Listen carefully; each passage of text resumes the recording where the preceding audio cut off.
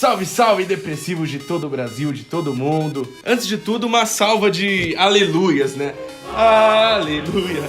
Jorge finalmente é o nosso lateral esquerdo. Jorge Alba, nosso novo lateral esquerdo aí do Peixão. Pra quem começou o ano com Ourinho e Copete na lateral, que satisfação fazer um vídeo aqui da contratação do Jorge, tendo já o Felipe Jonathan jogando aqui há praticamente um mês. A satisfação é tão grande que a gente tá fazendo um vídeo especial só sobre a contratação do lateral Jorge, né? De Ourinho pra Jorge, não é nem água pro vinho, é tipo, é mijo pra Black Label, tá ligado?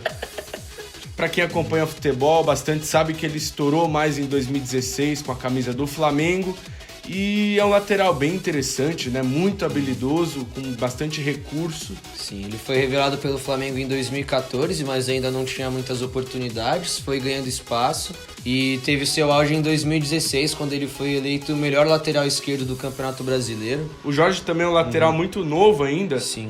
Acho que ele tem 22 anos. 22, 23 anos de idade. Então ele despontou muito rápido. Ele foi vendido em 2017 para o Mônaco.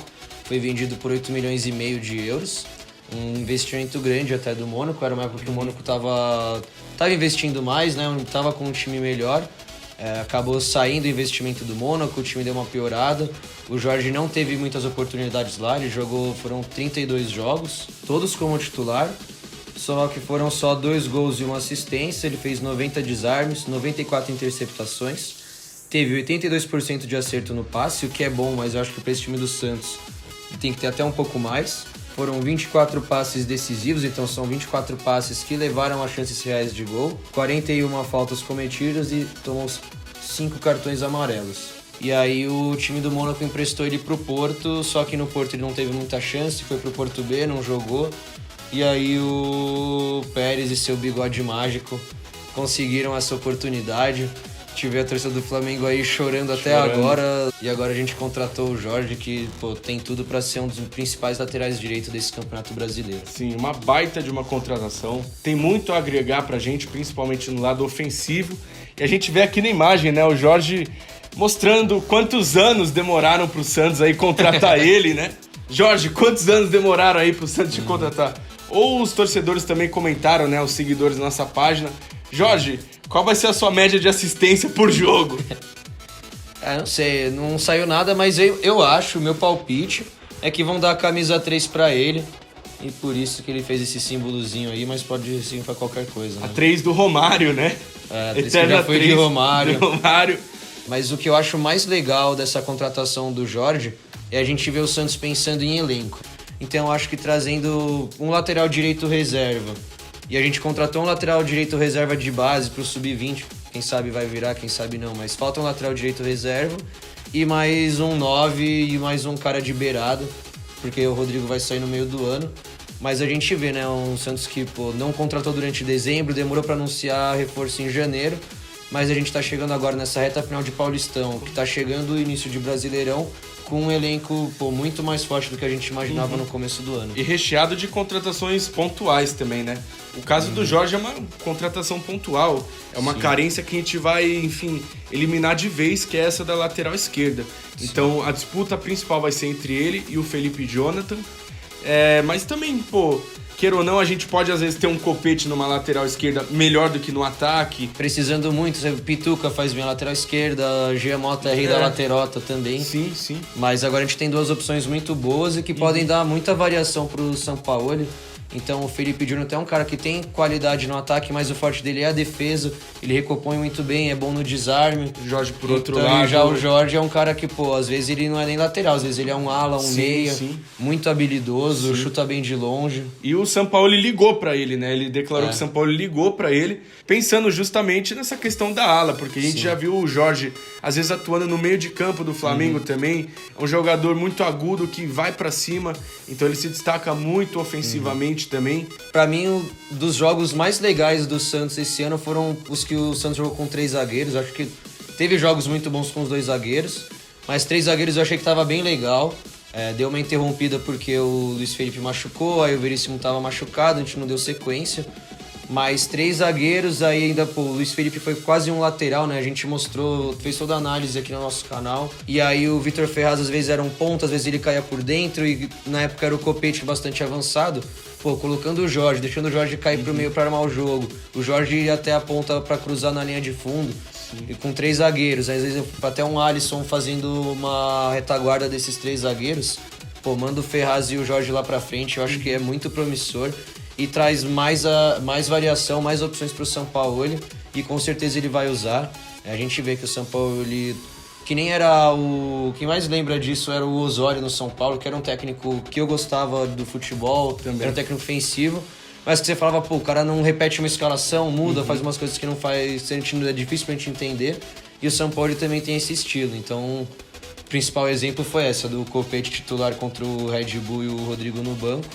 Mas ele vai poder revezar bastante, eu acho que ele vai mudar de esquema. E tem aquele fator que é importantíssimo, que o Felipe Jonathan não pode jogar a Copa do Brasil, já que ele já atua pelo Ceará. E o Jorge, então, é titular mais do que absoluto durante a Copa do Brasil. E também outro ponto importante, né? Mais um jogador de seleção. Sim. Mesmo que de seleção sub-17 e tal, mas já é um jogador que tem experiência aí com a amarelinha. Um depoimento pessoal, no meu trampo tem um flamenguista e tal, e ele, mano, ele é meio... Tipo, ele é meio corneta, assim, ele não gosta de muitos jogadores. Ele detesta o Trauco, ele detesta o René, ele detesta Pará, todos os laterais do Flamengo. Mas aí eu comentei com ele, pô, fechamos aí com o Jorge praticamente. Daí ele parou e falou assim, cara, o Jorge é bom.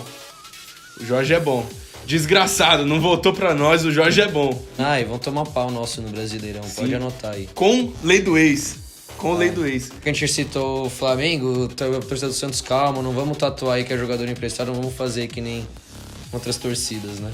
Fala um pouco mais também do tempo de contrato, assim, do Jorge, se ele já chega pra, enfim, jogar no mata-mata do Paulistão. Ele ainda não pode, né? As inscrições do Paulistão encerraram no dia 22 de março, então o Jorge só vai estrear na Copa do Brasil contra o Atlético Goianiense.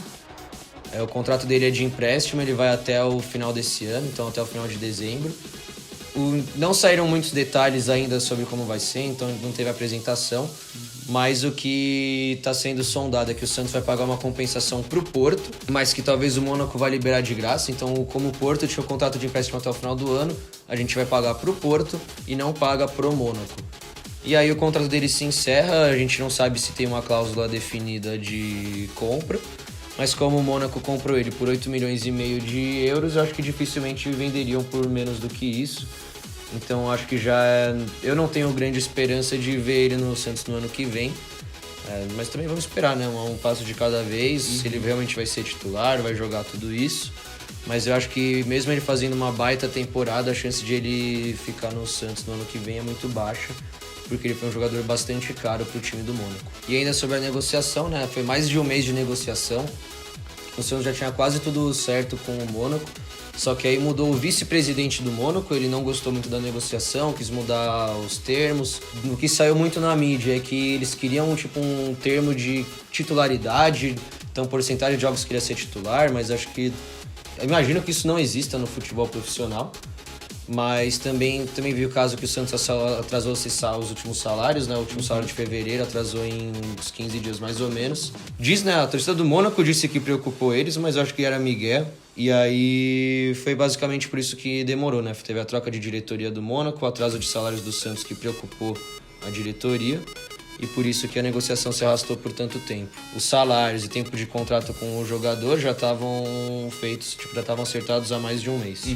Tanto que o Pérez falava o tempo todo que estava otimista com a contratação. Falava pra torcida, ele não falava, Pode em 10 dias o Jorge vai vir, te dou minha palavra. Mas ele falava realmente que estava confiante, que nem o Pablo otimista. Pérez, que ele falou que estava fácil. A gente também tinha feito uma enquete, né?